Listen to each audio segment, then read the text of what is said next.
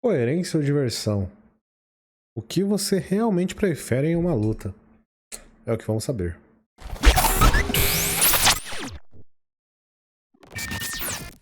Bom, estamos voltando? Talvez sim, talvez não. Não esperem muitas coisas, beleza?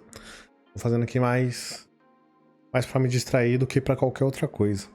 Mas, indo direto pro assunto do vídeo, eu tava conversando com um amigo meu esses dias. E é um amigo que tá assistindo lendo One Piece ultimamente, ele tá gostando bastante. Gosta das lutas, gostou das peripécias que o Luffy tá fazendo, mesmo não fazendo muito sentido. E aí, a gente tava conversando sobre outro mangá, que era Jujutsu, e aí teve uma luta lá muito boa e grandiosa e coisa do tipo, e ele não gostou tanto assim não. Ele achou muita explicação, muito paradona e com pouca ação de verdade. E aí veio esse questionamento na minha cabeça, sabe? Porque eu tô absolutamente ao contrário, eu não tô gostando muito dessas coisas que tá acontecendo em One Piece. E gostei muito dessa luta. E veio na minha mente o que será que é melhor no anime de Shonen, né? Uma luta que é mais coerente ou uma luta que é mais divertida? Vamos falar sobre isso. Bom, para falar um pouco desse tema, eu vou tentar trazer dois exemplos aqui. Um exemplo é o próprio One Piece, que tá muito em alta aí no momento, com o seu protagonista fazendo muitas coisas fora da curva. E o pessoal tá gostando bastante. E o outro anime que eu vou pegar não vai ser Jujutsu, porque Jujutsu ainda não foi animado. Mas eu vou pegar Hunter x Hunter, que também tem uma luta com essa pegada bem expositiva, eu diria, que explica bastante coisas durante a luta. E que nos faz mais pensar do que admirar a porradaria em si, né? Bom, começando aqui pelo One Piece. One Piece, pra quem não conhece, é um anime que gira em volta de um protagonista que é um pirata. Ele tá em sua jornada aí pra se tornar o maior dos piratas desse mundo, né?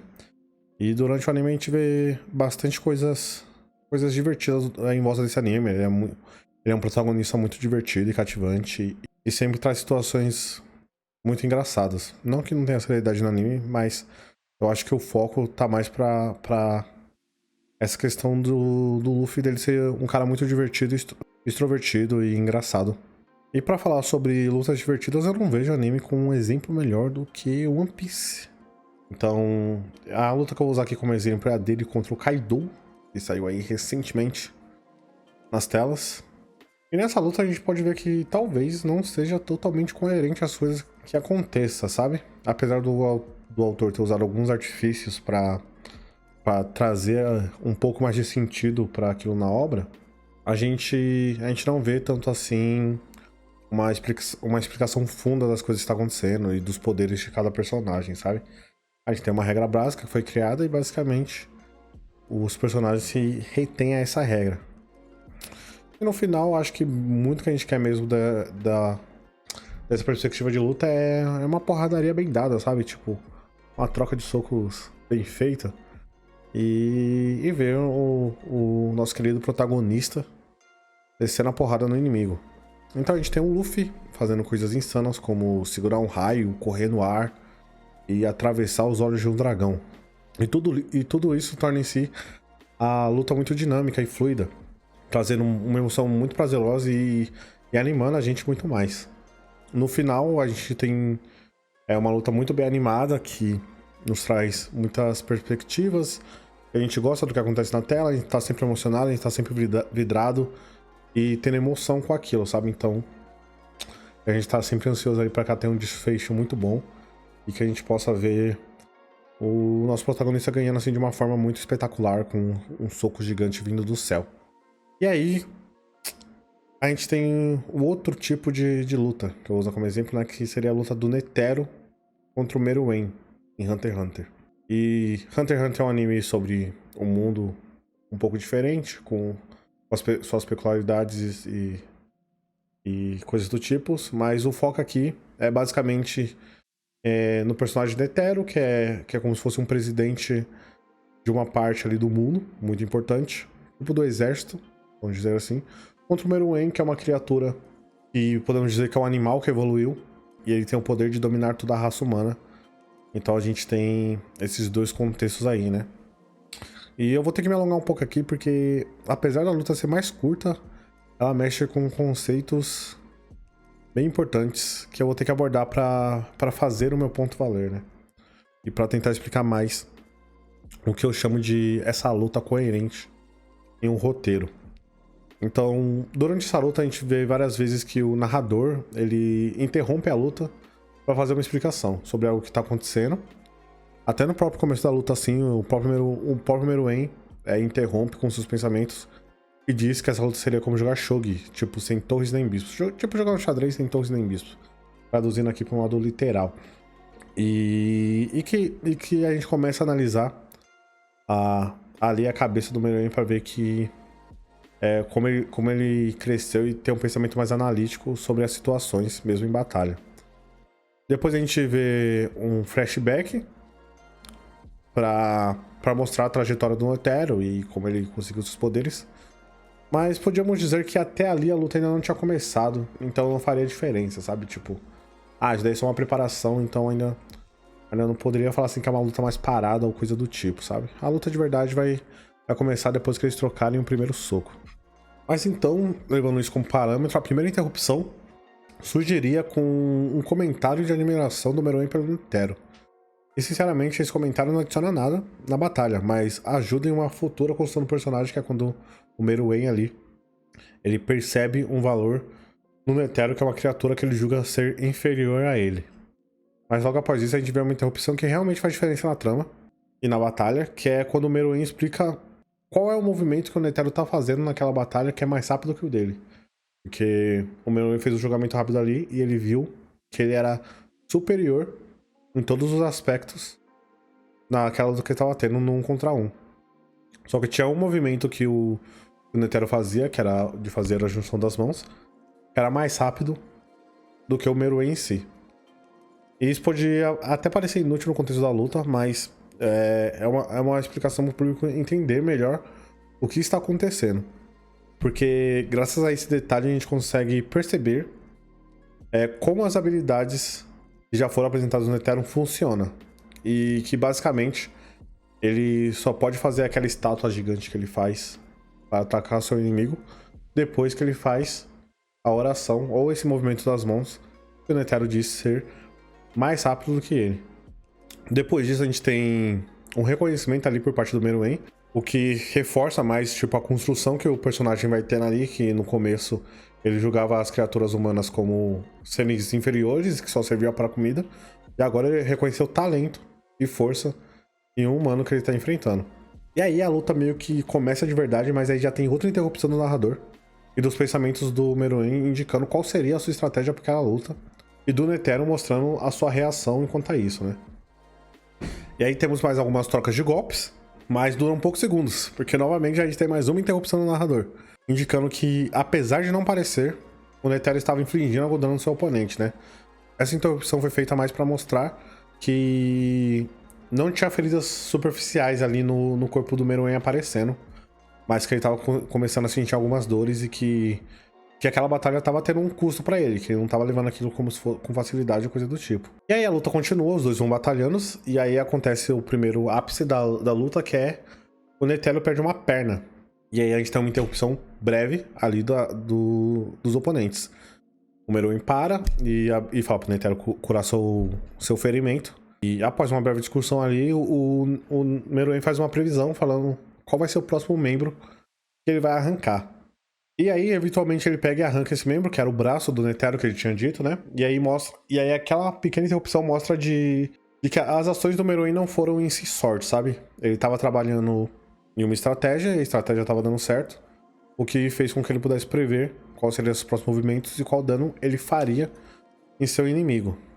E aí, depois que isso acontece, tem o ápice da luta, que é quando o Netero ele mostra a sua mão 0, e que novamente vem acompanhado de uma narração e basicamente mostra todo o poder do Netero em um único golpe, e aí a luta acaba, sabe?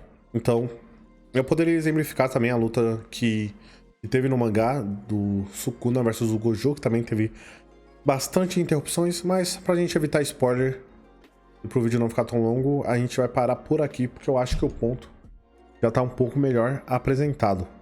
E a questão é que eu poderia ter cortado todo esse diálogo e todas essas explicações que teve durante a luta do Netero.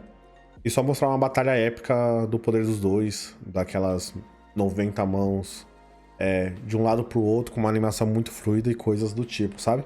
Mas, quando eu faço isso, eu posso gerar alguns problemas pra obra. Então, a gente tem algumas coisas que podem ser perdidas se a gente escolhe não fazer essa narração e não deixar uma luta mais expositiva, eu diria, sabe? Uma explicação melhor com mais pausas. No caso da luta que eu citei antes do Luffy, a gente tivemos uma luta super dinâmica, mas que gerou algumas confusões, sabe? Não são coisas que atrapalham a obra ou diminuem a obra, mas deixa a gente com certas dúvidas sobre como as coisas acontecem, como elas poderiam ter acontecido. Ali durante a luta, o Luffy ele retorna pra lutar tipo de uma suposta morte, que o coração dele tinha parado de bater e aí voltou a bater. Então não foi uma luta que começou do início, sabe? Com os dois 100%. E aí a gente fica se pensando, se o Kaido tivesse com 100% da força, ele conseguiria vencer o Luffy no modo Gear 5? O Luffy, ele poderia ter se transformado mais vezes se ele não tivesse morrido, entre aspas. Entende? Se não tivesse um estado de exaustão mais grande. Porque aí na luta do Kaido ele só se transformou 2 vezes. O Haki do Kaido poderia impedir o Luffy de transformar ele em borracha, que é uma das habilidades que o Luffy tem quando ele desperta. E se podia, porque o Kaido não usou o Haki dele pra evitar de virar borracha e ter essa desvantagem na luta. Eu nem tô falando que esse tipo de dúvida é relevante pra obra, sabe? Ou porque foi apresentado. Ou se elas realmente precisam ser respondidas. Eu até acho que não. Eu só tô dizendo que é uma das coisas que podem surgir quando uma luta é realizada dessa maneira, sem muita explicação e só com uma porradaria franca. E, sinceramente, eu não mudaria. Eu acho que o autor de One Piece quis seguir por esse caminho. E baseado no que ele quis seguir, eu acho que foi muito bem entregue. E que essas coisas não precisam ser alteradas. Do jeito que foi muito bom. No caso do Netero contra Meruem, não restou muitas dúvidas das coisas que poderiam acontecer ali. A luta teve uma compreensão 100%, eu diria. E não tem muita margem para interpretação. Então, o que aconteceu ali ia acontecer mesmo se fosse replicado umas 100 vezes.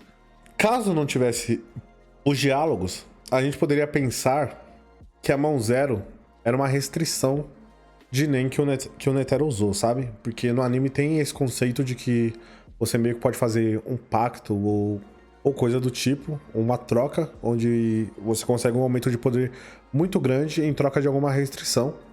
E aí, como a gente vê que o corpo do Netero ali fica todo enrugado, né, e todo fraco, porque ele usou todo o seu Nen, a gente poderia ter o falso entendimento de que ele fez uma restrição para abrir mão do seu corpo para adquirir todo aquele poder.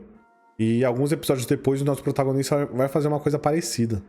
Então, talvez dê esse entendimento errado de como o poder do Netero funciona, se não tivesse tanta explicação ali.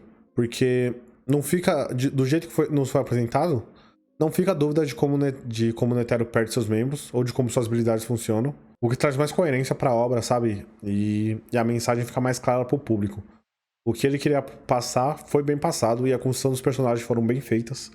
E a gente entende como o personagem do Meruem ali evolui depois daquela luta, com os acontecimentos que ali tiveram. Mas isso também gera problemas. Porque o público pode perder o engajamento na luta com tantas interrupções, e acredite, foram muitas. A gente pode achar maçante, chato, e falar assim, pô, essa luta tinha tantas expectativas de ser muito boa, e no final ela só foi uma falação. A luta pode ficar pouco dinâmica. Então, a gente não pode sentir muitas coisas que tá acontecendo, porque toda hora tem um narrador interrompendo. A gente não consegue simplesmente aproveitar o que tá sendo mostrado ali em tela. E a principal função da luta, que é ser uma cena de ação, ela pode ser perdida e ficar monótona, com tantas interrupções. Esse é um perigo de fazer lutas nesse caso, sabe? Você pode perder um pouco a atenção do público. Mas eu acho que dá pra gente ter as duas coisas. Ou pelo menos em situações específicas dá. Nessas coisas que eu apresentei, eu não acho que daria pra mudar muita coisa. Eu acho que, dado o contexto ali, elas foram feitas da maneira que elas deveriam ter sido feitas. Então, elas serviram seus propósitos e eu não mudaria nenhuma das duas. Pra nenhum dos dois tipos. Eu ficaria com as duas do jeito que elas aconteceram. Mas eu acho que dá pra gente colocar as duas coisas em uma só. A gente tem uma luta onde você tem as coisas coerentes acontecendo e mesmo assim ela seja muito dinâmica e cheia de ação, sabe? Para eu explicar como esse exemplo funcionaria, quando a gente geralmente vê um mundo no shonen, a gente vê que certas regras são estabelecidas. Então, como as coisas ou os poderes podem funcionar. Então, a gente pode ter Haki, Akuma no Mi, a gente pode ter Ki, a gente pode ter Nen, Chakra, Jujutsu, magia, poderzinho, etc. Entende? Todo mundo geralmente tem sua regra para como as coisas vão funcionar dentro daquele mundo. E aí, você pode escolher regras complicadas que gerem dor de cabeça, como o Hunter x Hunter faz. O que torna quase impossível você ter uma luta que você consiga entender muito bem o que está acontecendo sem ter alguma explicação. Porque são tantas possibilidades de habilidades e variáveis que, se a gente não tiver alguém falando pra gente exatamente o que o ator quis, a gente pega e fica perdido em meio a tudo aquilo. Coisa que acontece futuramente no mangá, onde tem a luta do Hisoka versus o Kuroro. Ou você pode ter regras mais básicas também pra criar seu mundo, como em One Piece, onde você tem 3 tipos de poderes e 3 tipos de frutas que te dão uma habilidade específica, sabe? Nada foge muito. Geralmente o autor vai te dar o nome da fruta que é usada e você vai saber exatamente como os poderes funcionam. Então não é muito complexo ou coisa do tipo. E vale a pena dizer que eu não tô falando que nenhum exemplo é melhor que o outro, sabe? É só formas diferentes de se abordar e de dirigir animes e mangás e o jeito que você quer mostrar pro público algumas coisas. Mas voltando à pergunta de que se é possível ter os 2 tipos de luta, eu diria que sim. E eu vou usar como um exemplo uma luta de Naruto, sabe? Que é uma luta que aconteceu no final da obra, num dos últimos capítulos, que é a luta do Naruto contra o Sasuke. E nessa luta você tem um monte de habilidades sendo usada. Nossa, é coisa demais. Você tem Rasengan, você tem Rasen Shuriken, você tem Kirin, você tem Susanoo, você tem Kurama, um monte de palavra que a gente nem entende. E mesmo assim a gente entende tudo, o que tá acontecendo nessa luta. E não tem nenhuma explicação. Não tem uma pausa, uma narração, não tem ninguém explicando as coisas que eles estão fazendo. Eles simplesmente estão fazendo as coisas e a gente entende. E basicamente, isso só é possível de acontecer porque todas as habilidades ali mostradas já foram explicadas anteriormente e o público já sabe como tudo funciona. O público que acompanhou ali o mangá, ele já viu como os personagens funcionam, como suas construções foram feitas e suas motivações já foram esclarecidas. Então não tem muito o que explicar. Você simplesmente pode aproveitar o dinamismo da cena, você simplesmente pode aproveitar aquela batalha insana que a gente tá tendo. Mas pra isso ser construído e pra gente poder aproveitar a luta desse jeito, sem ter explicações, você precisou de várias lutas ao começo do anime dos 2 tipos. Lutas onde eram mais dinâmicas e lutas onde tinha um pouco mais de explicação sobre aquilo que estava acontecendo. E que seu sistema não fosse nem tão simples assim, nem tão complexo, sabe? Pra não ter muitas incoerências ali do que tá acontecendo, você tem que ter um pouco de complexidade pra que tudo seja entendido e não fique coisas abertas à interpretação. Mas não pode ser tão complexo ao ponto de você não entender todas as regras. Então eu acho que ele fica ali no meio termo, onde você consegue entender as regras e como as coisas estão funcionando. E eu acho que é assim, desse jeito, com esse tipo de construção, os animes conseguiriam fazer essas lutas dos 2 tempos. Uma luta onde ela pode ser muito complexa, mas o público totalmente entende. E mesmo assim ela vai ser super dinâmica e divertida, porque não vai ter pausas pra explicação, coisa do tipo. Mas eu acho que você não consegue fazer um anime 100% de lutas assim, sabe? Com esses 2 tipos. Eu acho que vai ter um momento que você vai ter que parar pra explicar algumas coisas. Você vai ter que parar pra falar como os personagens fizeram aquilo e como eles estão sendo construídos. E vai ter simplesmente momentos que você só vai se divertir. E aí talvez você vai procurar entender depois o que aconteceu. E fala aí pra mim, qual desses 2 tipos de luta você prefere mais? Uma luta mais divertida ou uma luta mais coerente? Eu espero que tenham gostado. E se inscreva no canal, deixa o like, curte aí. E até uma próxima. Tchau, tchau.